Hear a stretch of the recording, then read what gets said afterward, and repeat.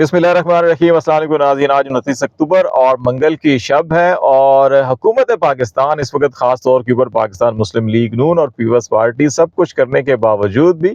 हुकूमती सफ़ों के अंदर इत्मीनान नज़र नहीं आ रहा। कवानीन अपनी मर्ज़ी से बदले, मज़ीद कवानीन को बदला जा रहा है। इसके साथ साथ आइन के अंदर तरमीम भी अपनी मर्ज़ी की कर ली गई, लेकिन अभी भी हुकूमत को तसल्ली नहीं है कि हालात उनके कंट्रोल में है। और सुप्रीम कोर्ट ऑफ पाकिस्तान के अंदर जो सुप्रीम कोर्ट बार एसोसिएशन का इलेक्शन था, उसमें भी हुकूमती हमायत याफ्ता जो पैनल है, उसको अभी तक जो इब्तदाई इतलात वसूल हो रही हैं पूरे पाकिस्तान से, वो कामयाब हो रहा है। और वज़ीर कानून ने तो बाज़ाब्ता तौर के ऊपर इस्लामाबाद से भी और रावलपिंडी से भी मुबारकबाद के पैगामात जो है कि वो जारी कर दिए गए हैं हुकूमत की हमायत याफ्ता ग्रुप के लिए। तो इस सारी सूरत हाल के अंदर ये जो इलेक्शन था, ये बड़ा एक फैसला कौन इलेक्शन समझा जा रहा है। और इस क्यों समझा जा रहा है? इसलिए कि हुकूमत के इस वक्त अगर जो कंपोजिशन है जुडिशल कमीशन ऑफ पाकिस्तान की, जिसमें बैठकर जजेस की हाई कोर्ट से सुप्रीम कोर्ट में लाना हो, या हाई कोर्ट के चीफ जस्टिस मुकर्रर करना हो, या सुप्रीम कोर्ट के अंदर जजों की तकर्री का मामला हो, वो इसी कमीशन ने कायम करना है। और अब हुकूमत जो नई तब्दीलियां करने जा रही है कानून के अंदर, या प्रैक्टिस एंड प्रोसीजर एक्ट के अंदर, या जजेस की तादाद के हवाले से, वो सारे के सारे मामला इस जुडिशल कमीशन ऑफ पाकिस्तान के अंदर आने हैं। तो इस वक्त जो उसकी कंपोजिशन है, उसमें ऑलमोस्ट 6 वोट बराबर है। हुकूमत को 6 वोटों के ऊपर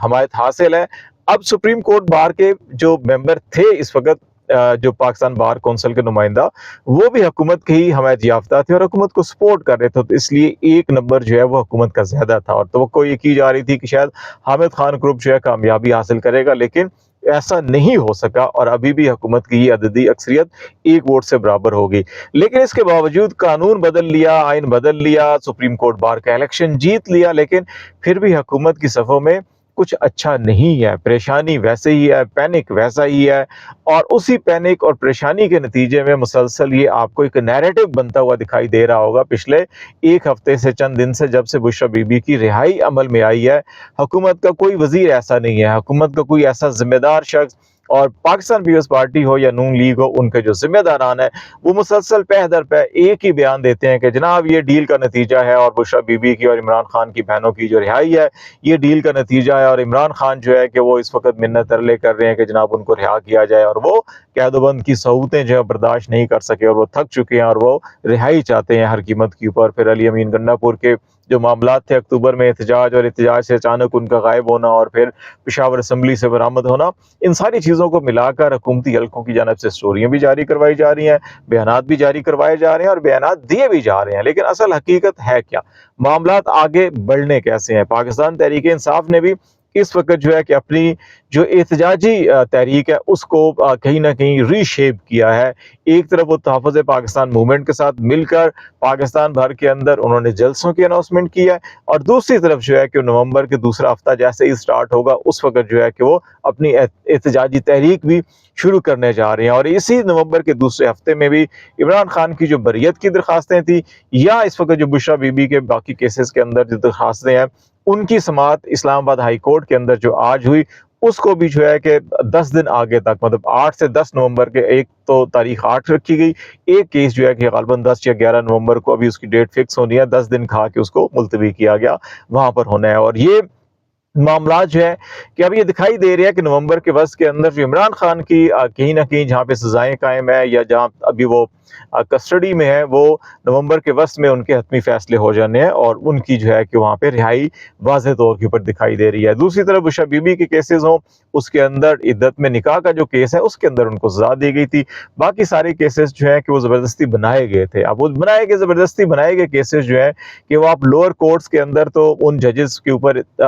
दबाव डालकर अपने मर्जी के फैसले तो हासिल कर सकते हैं, लेकिन अब उन्हीं जजेस के बारे में जो इस्लामाबाद हाई कोर्ट के अंदर गुज़श्ता रोज़ भी जो समाअत हुई थी, मियाँ जस्टिस गुल हसन औरंगज़ेब की भी, मियाँ अरबाब ताहिर की अदालत के अंदर भी, और वो जजेस जो कहीं ना कहीं दबाव में या सहूलतकारी कर रहे थे डिस्ट्रिक्ट कोर्ट के अंदर इमरान खान के केसेस या पीटीआई के केसेस या पीटीआई की लीडरशिप के केसेस के अंदर, अब वो खुद जो है कि इस वक्त वो रडार पर आ चुके हैं। और इस्लामाबाद हाई कोर्ट के अंदर ये देखा जा रहा है कि जो बेसिक प्रिंसिपल ऑफ लॉ है उससे हटकर अगर रिमांड दिए जा रहे हैं, ये केसेस के फैसले दिए जा रहे हैं, ये केसेस को निपटाया जा रहा है या आगे बढ़ाया जा रहा है, तो उस हवाले से जो एक मॉनिटरिंग टीम होती है जो سینئر جج ہوتے ہیں اسلام آباد ہائی کورٹ کے، ایون باقی ہائی کورٹس کے اندر بھی ان کی طرف وہ کیسز ریفر کیے جا رہے ہیں. ابھی تک اس کا تحریری فیصلہ نہیں آیا، تحریری فیصلہ آئے گا تو چیزیں مزید واضح کلیئر ہو جائیں گی. لیکن اس وقت جو سچویشن ہے بڑی انٹرسٹنگ اس اعتبار سے ہے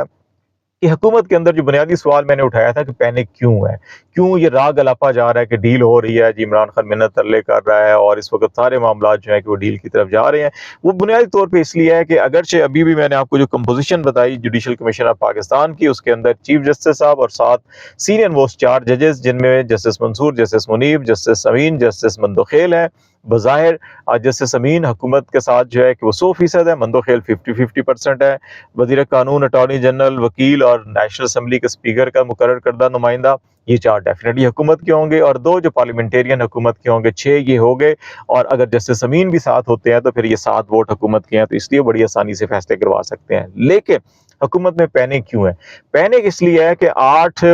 غالباً 8 تاریخ کو یا 7 کو انسداد دہشت گردی کے ججز کی میٹنگ ہونی ہے چیف جسٹس آف پاکستان کے ساتھ، اور 8 تاریخ کو جو ہے کہ وہ ہے سپریم جوڈیشل کونسل کا اجلاس. اور یہ سب سے بڑا پینک حکومت کے اندر جو وہ یہ ہے کہ پے در پے آپ ترمیم کرنے کے باوجود بھی اپنے مطلوبہ نتائج حاصل نہیں کر پا رہے. اور جو سپریم جوڈیشل کونسل ہے وہ ہم نے پہلے بھی آپ کو کہا کہ اس میں 3 ججز کے جو ہیں کیسز بڑے اہم ہوں گے، جسٹس عامر فاروق صاحب، جسٹس امین الدین صاحب اور جسٹس نعیم اختر افغان. ان کے اپنے فیصلے، تحریری فیصلے یا ان کے خلاف اپنے ہی فل کورٹ کے جو خطوط ہیں یا فیصلے ہیں یا آبزرویشنز ہیں، وہ چیزیں ان کی مس کنڈکٹ کی سنگین مس کنڈکٹ کے زمرے میں آتی ہیں. اور اس میں جسٹس منصور علی شاہ بڑا واضح 2 ٹوک خط لکھ چکے ہیں سارے معاملے کے اندر. تو اس لیے یہ 3 ججز جو ہیں کہ یہ دکھائی دیتا ہے کہ سپریم جوڈیشل کونسل کے رڈار پر ہوں گے، اور اگر ان کو شو کاز نوٹسز جاری ہو جاتے ہیں اور ان کے یہ استعفے دیتے ہیں یا ان کو برطرف کر دیا جاتا ہے تو پھر حکومت اسلام آباد ہائی کورٹ کے اندر بھی اس کی گرفت ختم ہو جائے گی. اور پھر سپریم کورٹ آف پاکستان میں بھی 2 ہی ججز ہیں اس وقت جو کھلم کھلا جو ہے کہ حکومت کی سپورٹ کر سکتے ہیں. وہ دونوں بھی اگر فارغ ہو جاتے ہیں یا مستعفی ہو جاتے ہیں تو پھر اس کے بعد مسرت ہلالی صاحبہ اس طرح سے جس طرح سے قاضی فائز صاحب بھی کھل کے سپورٹ کرتی تھی اس انداز کے اندر ابھی شاید حکومت کو سپورٹ نہیں کر سکیں گی، اور مندوخیل صاحب بھی حکومت کی اس طرح سے کھل کے سپورٹ نہیں کریں گے جس طرح سے جسٹس امین الدین کر رہے تھے یا قاضی فائز صاحب کر رہے تھے. تو اس اعتبار سے پھر حکومت ابھی جو بات یہ کی جا رہی ہے کہ جمعے کے روز نیشنل اسمبلی میں پارلیمنٹ کے اندر جو ہے کہ وہ ججز کی تعداد میں اضافے کے حوالے سے جو 17 سے بڑھا کر 23 کی بات کی جا رہی ہے، تاکہ یہ ججز اپنی مرضی کے جوڈیشل کمیشن آف پاکستان میں کیونکہ اکثریت حاصل ہوگی تو اپنی مرضی کے ججز ہائی کورٹ سے لائیں گے جو حکومت کو سپورٹ کرتے ہوں. تو یہ 6 ججز لانے کی بات ہو رہی ہے. ایک عامر اس میں قاضی صاحب ریٹائر ہوئے ہیں تو ایک وہ بھی بنے گی، تو 7 ججز وہ لانے کی بات کی جا رہی ہے. یہ 7 کے ساتھ اگر حکومت اپنی مرضی کے بھی لے آتی ہے پھر بھی اس وقت 12 سے 13 ججز جو ہیں کہ وہ جو حکومت کرنا چاہ رہی ہے، یہ حکومت جو سب کچھ کر رہی ہے آئین کے ساتھ، قانون کے ساتھ، اس ملک کے ساتھ جو کھلواڑ ہو رہا ہے، وہ ججز اس میں حکومت کے سہولت کار بننے کے لیے تیار نہیں ہے، تو اکثریت پھر بھی حاصل نہیں ہوگی. ہاں یہ ضرور ہوگا کہ آپ اگر 5 اپنی بینچ بنانا چاہ رہے ہیں، جونیئر ججز کو رکھنا چاہ رہے ہیں تو آپ لے جائیں گے، لیکن یہ اس وقت ہوگا جب آپ کو جوڈیشل کمیشن آف پاکستان میں واقعی کوئی 1 یا 2 ججز جو 5 ججز سپریم کورٹ میں وہ آپ کو سپورٹ کرے. اب اگر سپریم جوڈیشل کونسل کے اجلاس کے اندر امین الدین صاحب ہی فکس ہو جاتے ہیں یا وہ مستعفی ہو جاتے ہیں اور ان کی جگہ پھر محمد علی مظہر صاحب جو ہے کہ اگلے نیکسٹ سینئر موسٹ جو جج ہیں وہ ہیں، تو پھر تو گیم حکومت کے ہاتھ سے نکل جائے گی. پھر معاملہ جو ہے کہ 5 ججز سپریم کورٹ کے اور 2 اپوزیشن کے 7-6 کا معاملہ پھر ہو جائے گا. یہی وہ پینک ہے. حکومت کو بھی معلوم ہے کہ جسٹس امین کے، جسٹس نعیم اختر افغان کے جو فیصلے ہیں، جسٹس عامر فاروق کے جو فیصلے ہیں، وہ اتنا بڑا سنگین مس کنڈکٹ ہے کہ اس کی زد میں یہ تینوں ججز آ سکتے ہیں. اور سب سے بڑی اس وقت جو پینک کی بات ہے وہ ہے بھی یہی کہ اس وقت سپریم کورٹ کے اندر یونٹی ہے. تمام ججز، جسٹس منصور اپنی جگہ پہ قائم ہے، جسٹس منیب اپنی جگہ پہ ہیں، اور جسٹس یہ افریدی کا جھکاؤ ہے وہ بھی ان ججز سے رہنمائی لے کے کام کر رہے ہیں. تو یہ وہ خوف ہے، یہ وہ پینک ہے جو حکومت کو چین سے سونے نہیں دے رہا. اور ان کو خدشہ یہ ہے کہ سپریم جوڈیشل کونسل کے اندر جہاں پہ یہ افریدی صاحب ہوں گے، منصور علی شاہ ہوں گے، منیب اختر ہوں گے اور عامر فاروق ہوں گے، لیکن عامر فاروق اپنے کیس کے اندر وہاں نہیں بیٹھ سکیں گے، اور پھر بلوچستان ہائی کورٹ کے چیف جسٹس ہوں گے، اور عامر فاروق کے کیس میں پشاور ہائی کورٹ کے chief justice supreme judicial council میں ہوں گے. تو یہ جو کمپوزیشن ہے یہ حکومت کے لیے پریشان کن ہے. اور یہ کمپوزیشن جو ہے کہ اگر ان ججز کو فکس کرتی ہے، شو کاز نوٹس دیتی ہے، یا یہ استعفیٰ دیتے ہیں یا یہ فیصلے کے نتیجے میں برطرف ہوتے ہیں، تو پھر حکومت جوڈیشل کمیشن آف پاکستان میں اکثریت کھو دے گی. پھر کانسٹیٹیوشنل بینچز ہوں یا ججز کی تگرڑی ہو، معاملہ پھر جو ہے کہ وہ سپریم کورٹ آف پاکستان کے چیف جسٹس اور سینئر موسٹ ججز کے ہاتھ میں چلا جائے گا، اور پھر آپ چاہے 5 7 کا یا 9 رکنی جو ہے کہ کمپوزیشن کر کے بینچز بنانے کی کوشش کریں، پھر آپ کے ہاتھ میں کچھ نہیں رہے گا۔ یہ وہ پینک ہے جس کی وجہ سے آپ کو بار بار اس قسم کے بیانیے ڈیل کے اور اس قسم کی چیزیں نظر آ رہی ہیں۔ تو لیٹس سی، دیکھتے ہیں کیا ڈیولپمنٹ ہوتی ہیں، آپ کو آگاہ کرتے رہیں گے۔ فی الحال اتنا ہی۔ خالد جمیل کو اجازت دیجیے، اللہ حافظ۔